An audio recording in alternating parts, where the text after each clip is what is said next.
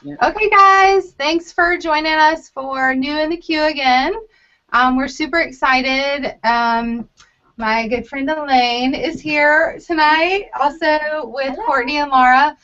Elaine and I are having a sleepover, and we're getting up at, like crazy early, and then we're leaving at around 5:15 and headed to Virginia Beach. We rented 2 church vans, so I'm really excited to drive one of them. It's kind of like one of my weird things that I love, big cars. Anyway, so we're excited to see. There's a ton of you girls that are going to be at Virginia Beach training, so come find all of us. We can't wait to meet you in person. And so I'm super excited tonight that Courtney and Laura are both going to be talking to you. They both are amazing leaders, and I love their stories. They're really sweet mamas and doing this business as well. So I know that speaks to a lot of us. So I'm going to turn it over to Courtney. And then, Laura, you and I can mute our screens while Courtney talks, and then we won't bump to ourselves to the top. But don't forget to unmute yourself, okay? Okay. Where's the mute button? Yeah, I was gonna say. At the top of the bar, you should see like a little mute microphone. If you don't see it, don't worry. Just be really quiet. Oh. I see. Yeah, You have to get your cursor over the screen to do it. Yeah, you're good? Okay. Okay. I'm good. Okay. Hey guys, I'm Courtney Bunker, and I live in Savannah, Georgia. I'm originally from Raleigh, which is how I know Julie and Sue and how I got involved in LuLaRoe. So, like Sue said, I'm a mom. I have 4 boys, and they're at the ball field, and I hope they stay there the whole time I'm on this webinar. Otherwise, you'll get to meet them. So, hopefully they don't. Anyway, so for me, I stay at home with our 4 boys and homeschool, and my husband's in the military. So sometimes financially things were a little tight for us. And I kind of started looking for something part-time, and just the doors kept closing. And then about the same time, I saw Julie posting about Susan's new clothing boutique. And I was really excited for her, and I really thought it was like a store in Cameron Village. And then I guess it was like a month later, Julie posted that she was starting her own boutique. So then I was coming up to visit my parents, and I messaged Julie and just said, hey, give me the address to your store. So she gave me her address, but it was to her house. And I was kind of like, I knew where it was, but I thought that's weird. So then when I showed up at her house, she took me downstairs and like opened the door, and I had that moment where like the angels sang, and I was like, oh, you have like all these clothes in your basement. And I was really excited, and so I bought my first Amelia, and I knew right then like I wanted to be part of it. But my husband was deployed, and I had to convince him to fork over some money and convince him that we should really buy 300 pieces of clothes, that was a good idea. So when I started, I knew I loved shopping, and I knew that I needed to make some extra money. So LuLaRoe seemed like a really great option. What I didn't know was that I had all these other things that had happened, and skills that I had that I didn't know were my skills, that were going to really turn into a why for me. So I really just love encouraging women. Like, I just really love to help women feel better about themselves, whether it's just you've had a bad day, or you know, things aren't going right. And then what I discovered is when I put on my Amelia dress or my Randy tee or the things that I had bought, I felt so much better about myself. And I realized that I didn't have to wait to lose 20 pounds or to get a little bit more tone or a little more tan or whatever it was I thought I needed before I could justify buying myself clothes, because I felt really great about myself right where I was when I wore LuLaRoe. And so I realized that that was something I could share with other women. And so that just became a passion of mine. And so that's really my story with LuLaRoe, and how I got started. And then I just wanted to share like 3 things I learned along my journey, because I think I wish I would have known them in the beginning, and so I want to share them with you because I know you guys are waiting. And so the first thing I learned is to build my inventory. That was kind of the best thing I could do for my business. Um, I know that there were times like when I was so excited I could finally afford to order some shoes online or be a little frivolous with my money. And looking back, I wish I would have invested more money right in the beginning in my inventory. I think that's really one of the best things you can do for your business is to invest in inventory, especially those first 4 to 6 months. The next thing that I've kind of learned is be consistent. Um, Whether you decide you're going to do post every day on your social media, or you're going to post every other day, or you're going to have a sale once a week, be consistent in whatever you do. People really count on that. They depend on that. They relate to that. I know I do a sale every Tuesday, and I had a customer the other day. I went out of town for Easter, and she didn't see the message. And she called to check on me because she was like, "You didn't have your Tuesday sale. Is everything okay?" And I was like, "Oh, yeah, I was out of town for Easter." So your customers really, when you're consistent, they know what to expect from you. And everybody does it differently. That's the other thing is some people use Google Docs, some people use albums, some people post on their wall, some do Periscope, some do Facebook. Some people do open houses in their home, some people go to others. Whatever you decide to do, just be consistent and do it the same way. It doesn't have to be like anyone else. Be consistent in the way that you do it, and build yourself as a brand. And you're the brand. LuLaRoe is the clothing line, but LuLaRoe Courtney Bunker is my brand, and so that's what I'm representing. And then the last thing that I've really learned about myself and all women is that we are so easily become victims of the comparison trap.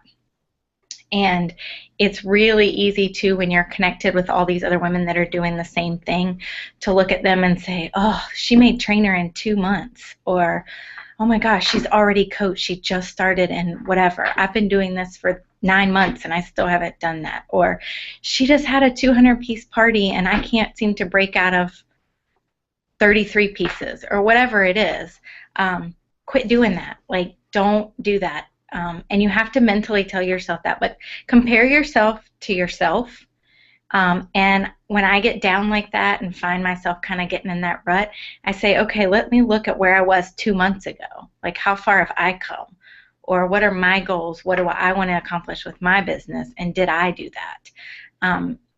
I think you can share in the joy and the triumphs and successes of your fellow LuLaRoe girls, but don't let that become a stumbling block for yourself, because it happens at different speeds for everyone. It took me almost a year to make trainer, and for me, I felt like I was on the slow track. But then I had other friends that were like, "I wish I could make trainer. I've been doing this longer than you." So set your own goals and compare yourself to your goals. And if you're not making your goals, then make adjustments. But definitely don't look at someone else, because no one else's life looks the same. I'm homeschooling 4 boys. I maybe don't have as much time, or I have a different set of daily tasks. So don't compare yourself to others. But I just want to share those 3 things about that I've learned along my journey and kind of where I am now. So Laura, it's your turn. All right, I'll unmute. Can you guys hear me? I think I'm on. All right, I'm gonna. So I'm Laura Corbett. I'm from Greensboro, North Carolina. I actually moved from Raleigh as well. Susan and I kind of grew up together for a long time. Anyway, I've been in Greensboro for about 4 years now. I have 4 kids. I have 4 kids. They're 11, 9, 6, and 5.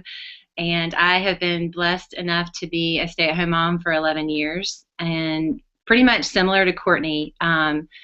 Being a stay-at-home mom on one income there's sacrifices, and we just wanted a little more. I mean, kids are expensive. One kid is expensive, but they eat. I mean, Courtney, I can't imagine with 4 boys.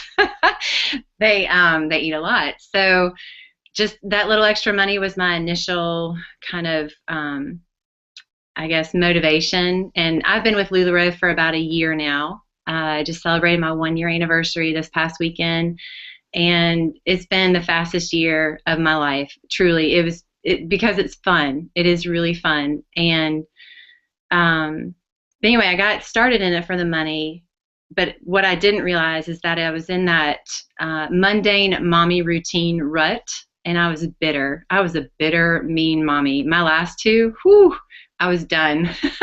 And so when I started doing the pop-ups and getting out in the evenings, like 2 or 3 times a week, and it was a different schedule, a different routine, man, it was something I didn't know I needed, and I'm just so thankful. Just seeing the women, helping the women with a purpose, living that life with a purpose, was a true joy. So that's kind of my short why. My three things, and I'll piggyback on Courtney because we're big into the comparison trap. But don't get involved. My favorite quote before LuLaRoe was Theodore Roosevelt. Comparison is the thief of joy, and that is so true. It will bring you down if you try to compare. I remember last year I would see people going, "Yay, I just had a 50-piece launch on Suburban Outfitters," and I'm like, "Man, I had a 15-piece launch." But what you need to turn that around to say is that I just made $150 in 2 hours, and keep plugging away because it's your business the way you want to do it on your schedule, and you're just going to be successful if you keep that happy spirit and joy about you, and not get trapped. Because nobody posts on there that they had a 3-piece party, woohoo! So you don't hear that, and it happens, and it will happen, and I've had it happen. You pick yourself up and do another pop-up, and it'll be different. So another thing that I wanted to focus on was fear, and how you should not, I guess, don't let fear drive your decisions. And I'm talking about like inventory. Say you've got some hard pieces, say your order didn't come in, say you've had multiple pop-ups and you're not sure if you have enough inventory. Just put it out there. People don't know what you don't have. I have to tell myself constantly, they don't know what I don't have. They don't know what I don't have. I had 5 pop-ups in 6 days, and I came home, and David's like, just throw it up all online, and sold like another 40 pieces. I felt like I was wiped out. So you just never know. So do it. Don't say, I have no leggings, we'll have to cancel, do it next time. Go for it. And Deanne talked about this actually on the home office call yesterday, and I thought it was great. We're getting a lot of blacks and grays and whites in, and those are classic pieces. But it's your sales, your attitude when you go to your pop-up, and your confidence really affects your sales. If you go in going, oh man, I didn't get anything good in my box, here you go, or look at these leggings, can you believe he made these leggings and I have no good leggings, or whatever your attitude is, your customers are not going to buy, not with that attitude. They trust you as fashion consultant, whether or not you really are. We pretend we are. We fake it till we make it. But just go in there with a good attitude going, man, I've got all these great black maxis and azures. We've got tons of printed shirts I can help you match that with, or go try this Cassie on. I've been dying to see it on somebody. If you can't sell it, literally hand it to them, make them go try it on, and I guarantee you, maybe 90% sure they might buy it. Just because women really need to be encouraged to try stuff on. They're scared, and they're going to trust you if you know what you're doing. Or you at least have that confidence and that good attitude, they're going to try it on. And let's talk about hard prints for a minute, because we've gotten some in lately, I think. Hold on. Okay, this is a Julia t-shirt dress, and it's peach. It will show every nook and cranny like an English muffin. I think it's so hard, and I think it would be very hard for a woman. Anyway, there's all these lace sweaters that are out there, and I'm like, well, what do you put under those? Put a Julia under it. There's tons of solid Julias coming in. Try to sell it that way. It covers kind of our middle area. Put a vest over it, tie a shirt around your waist, do that. And then like this puppy, okay, I got in like 6 of these. Some of them were swapped by a new onboarder, but what you do is you wear it. You post yourself on Instagram in it. You wear it, whatever you need to do. And I paired it with leopard, because leopard is a neutral. It kind of goes with anything. So that was a bold pattern mix. But anyway, it works. So if you've got a hard print that doesn't really appeal to you, if you like this, I'm sorry. It's it's not my choosing. But anyway, I got a lot of them, so just pair it up with something in your inventory. We got lots of black azures. All right, I'll move on. One last thing, customer service. I do open houses at my home. I don't have a big crowd right now, but I kind of I make some cinnamon rolls, or I tell them to invite their kids. And I actually got this idea from Susan. Get a big roll of brown paper from the Dollar Tree. It's like wrapping paper, and lay it out on a table with some crayons and let the kids go at it. Let them feel at home. Let moms feel at home, like they can trust you with their kids coming over. If you want to, if you feel comfortable with that, just making it an inviting atmosphere. And then I had a couple, oh yeah. Okay, this is my big thing. I love these things. Can you see that? I don't know. These are garment size markers, and I put them at the top of our hangers right here. And I love going into a store and kind of going through and looking at sizes by the top of the racks. I hate flipping over tags to see which size it is. So these are really helpful in hosting pop-ups that it's easy for customers to find their size and what they need. But I think that's it. I'm excited for y'all joining our team. I'm going to unmute me. Or do I mute me? I don't know.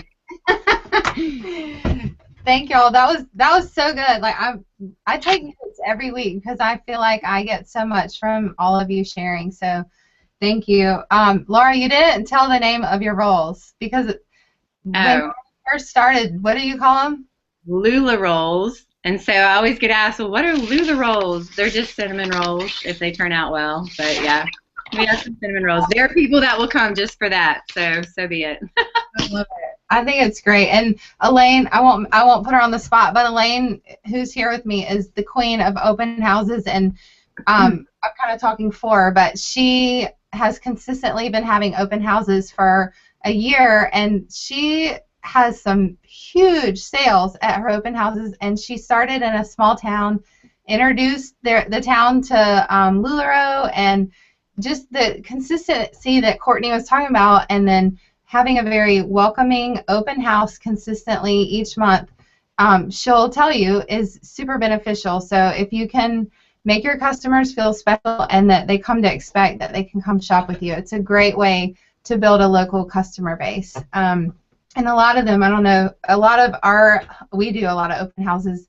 become online shoppers too, so they're very familiar with everything. So okay, I don't know yet who's talking next week, but I promise there will be a webinar.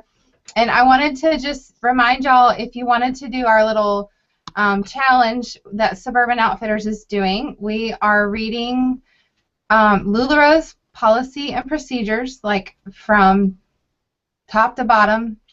If that excites you, congratulations. It's like torture to me, but we all need to be reading it. Also, there's a book called The Power of Ted. It's a fabulous book that talks about just the different mindsets that we can fall into and how to think differently, and also how to coach our team to think differently and how to be a creator in hard situations. And then lastly, Julie talked a couple weeks ago about our why. That's a big thing with LuLaRoe, that you would know why. Like Laura and Courtney's whys are incredible to me, and it probably is very meaningful to y'all if you're a mom or a wife or a woman that you just needed something else. So it's so important that you know why you're doing what you're doing with LuLaRoe, and your why is going to change, and that's okay. But the best way that I've been told to think about finding your why is what makes you get up in the morning and what are your beliefs. And so just kind of work through that and then talk through those things with your sponsor. So that's an uncomfortable thing for me. I just like to work hard and get it done, and this is the way it is. And so when I start doing that hard work of thinking about things like that, it's not my favorite thing. So all of these are different things that are going to appeal to y'all differently. But I would encourage you to work through it, and then we're going to do a drawing for one of the really cool promo tees that we have a promo shop that makes perfects and classics. So more on that. But we would love for y'all to join us with that. So next week we'll be back, and then we're really excited for to see all you Virginia Beach ladies tomorrow. Okay, thank you all. Bye. Bye.